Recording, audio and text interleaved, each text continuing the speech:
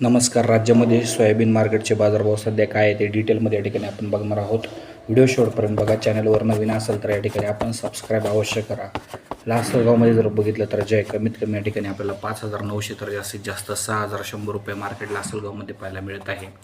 अहिल्यानगर जिल्ह्यामध्ये जे कमीत कमी 5,800 तर जास्तीत जास्त 6,100 रुपये मार्केट अहिल्यानगरमध्ये आपल्याला पाहायला मिळत आहे. अकोलामध्ये कमीत कमी 5,800 तर जास्तीत जास्त 6,100 रुपये मार्केट पाहायला मिळत आहे. यानंतर जर बघितलं तर जे बहुतांश बाजार समित्यांमध्ये बाजारभावात थोडीशी सुधारणा झालेली आहे, मात्र खूप मोठी सुधारणा अजूनही झालेली नाही. मात्र 500 ते 600 रुपयांनी नक्की सुधारणा या ठिकाणी झालेली आहे.